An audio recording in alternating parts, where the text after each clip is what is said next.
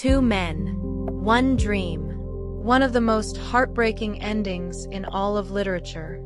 Today we're summarizing John Steinbeck's Of Mice and Men, a book so powerful it has been banned, challenged, and assigned in classrooms for nearly 90 years. In the next 15 minutes, you'll understand exactly why. John Steinbeck was born in Salinas, California, the very valley where the story takes place. Before he became a Nobel Prize-winning author, he worked as a laborer, a ranch hand, a fruit picker. He lived alongside the men he wrote about. That first-hand experience is why his writing cuts so deep. He wasn't observing poverty from a distance. He was inside it.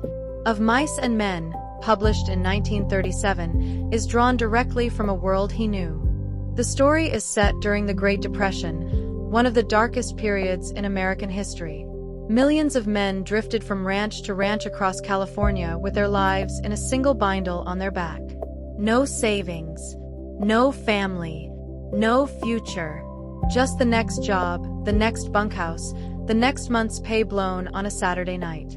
Steinbeck captures this world in one devastating line spoken by George. Guys like us that work on ranches are the loneliest guys in the world. They got no family. They don't belong no place. That is the world into which we enter. Walking down a dusty road toward a ranch near Soledad, we meet our two protagonists, one of the most unforgettable pairs in American fiction.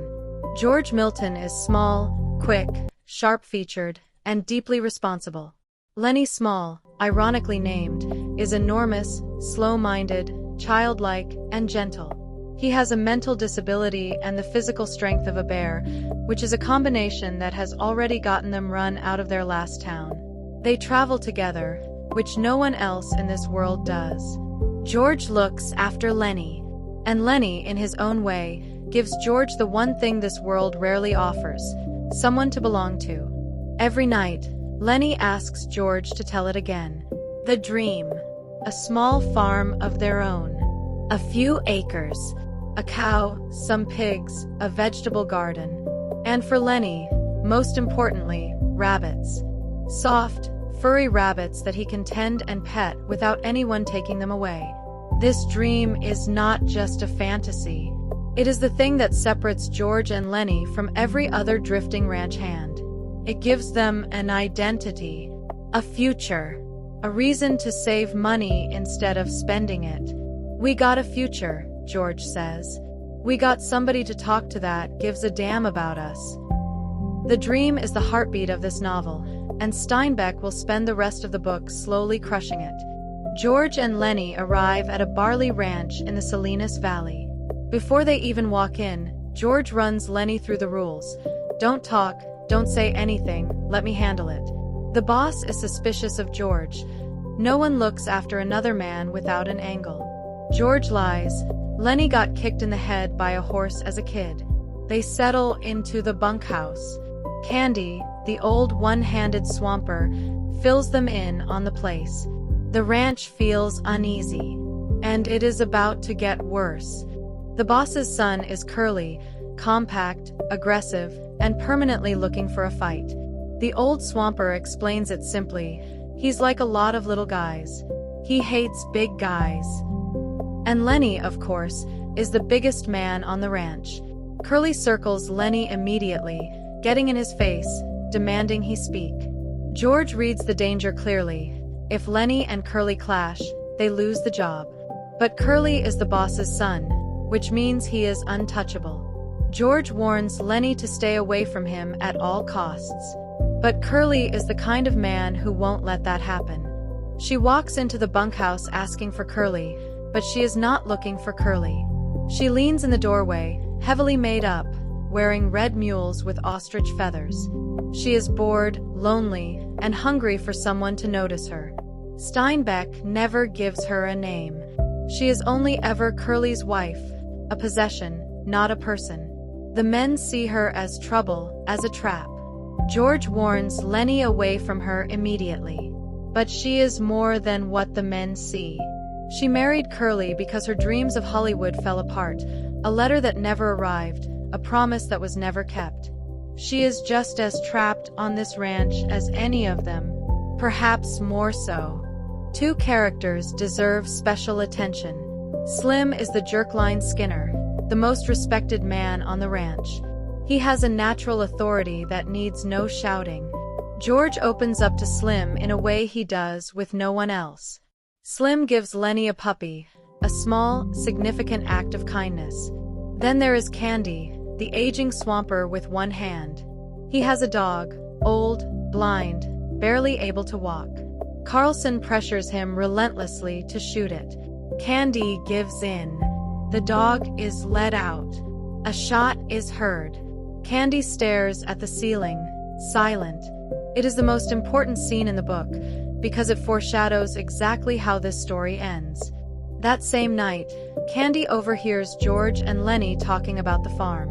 He sits up. He has $350 saved. He is terrified of being discarded when he can no longer work. He wants in. Suddenly, the dream is real. $600 total. A farm they know about. Within reach in 1 month. The three men sit together in stunned, reverent silence. George says quietly, "Jesus Christ, I bet we could swing her." For one brief moment, these broken men can almost touch a future.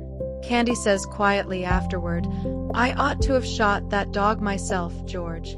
I shouldn't ought to have let no stranger shoot my dog. He already senses that the things we love, we must protect ourselves.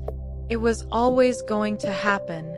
Curley storms into the bunkhouse, humiliated and enraged from an argument. He finds Lennie smiling, thinking about the rabbits, and attacks him without a word. Lennie doesn't fight back. He is too frightened. Curley beats him bloody. Only when George finally yells, "Get him, Lennie!" does Lennie react, and when he does, he grabs Curley's fist and simply holds on. Curley's hand is crushed to pieces. Slim arranges a cover story, "Caught in a Machine." Curley agrees. He'd rather be humiliated quietly than laughed at publicly. Lennie is bewildered. "I didn't want to hurt him," he says. He never does. Saturday night. The other men go to town. Lennie wanders into the segregated room of Crooks, the black stable buck who sleeps alone in the barn, excluded from the bunkhouse, from card games, from everything. Crooks initially turns Lennie away. Then, lonely beyond endurance, he lets him in. He begins to speak of isolation with terrible clarity. "A guy goes nuts if he ain't got nobody. Don't make no difference who the guy is, long's he's with you." When Lennie mentions the farm, Crooks scoffs. He has seen too many men with land in their heads and nothing under their hands. For one brief moment, he considers joining them. Then Curley's wife appears and destroys it in seconds, reminding Crooks exactly where his place is in this world. He quietly withdraws. Sunday afternoon. The men are outside playing horseshoes. Lennie is alone in the barn with a terrible secret. He has accidentally killed his puppy. He stroked it too hard.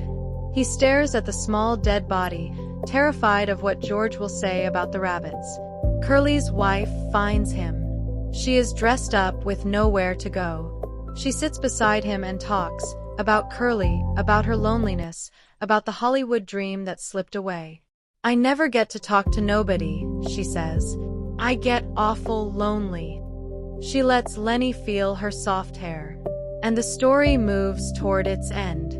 Lennie strokes her hair, and she tells him not to mess it up. She jerks her head.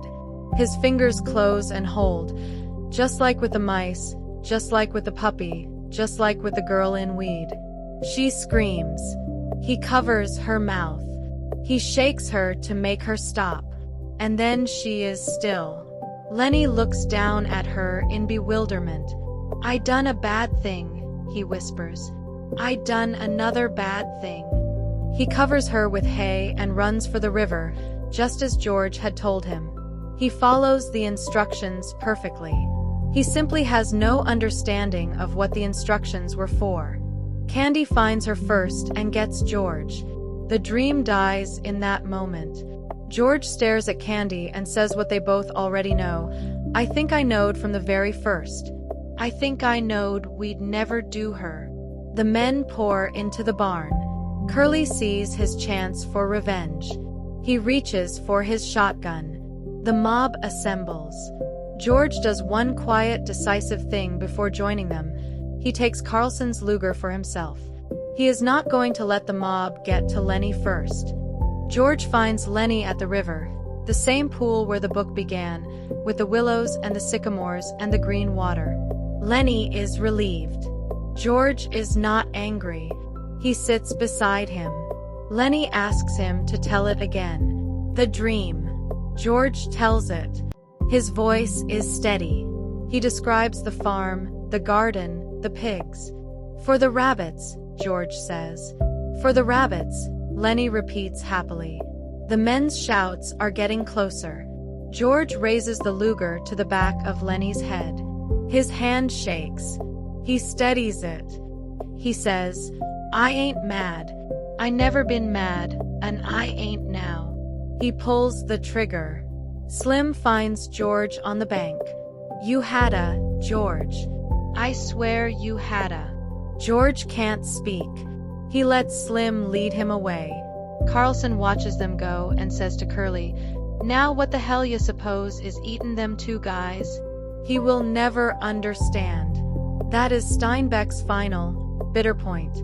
Every single character in this novel is profoundly alone. Crooks, isolated by race. Candy, discarded by age.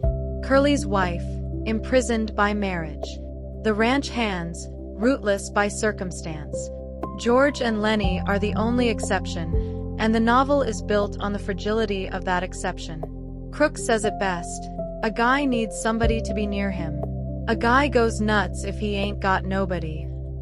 Without someone to witness your life, even your own perceptions start to slip. Loneliness is not just a feeling in this book. It is a condition, built into the structure of the world these men live in. The farm represents the American dream, the promise that hard work and determination lead to ownership, dignity, and freedom.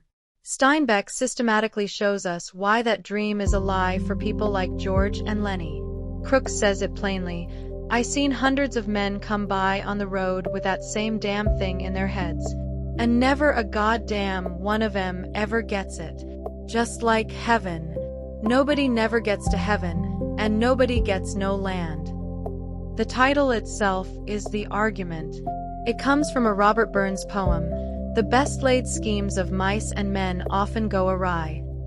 No matter how carefully the dream is planned, the powerful forces of the world have other plans. Of Mice and Men is one of the most read and most banned books in American history. Schools challenge it for its language. They keep assigning it because nothing else does what it does. 3 things to take from this book. First, friendship is the only real wealth these men have, and Steinbeck shows us both its beauty and its cost. Second, the most devastating tragedies are not caused by evil. Lennie is not evil. He is simply too powerful for the fragile world around him. Third, the system is indifferent. Carlson's final line says it all. He cannot comprehend what George has just been through. The world moves on without noticing. If this summary moved you, the full book is only about 100 pages. Read it. It will stay with you for the rest of your life. Like this video if it helped. Subscribe for a new book summary every week.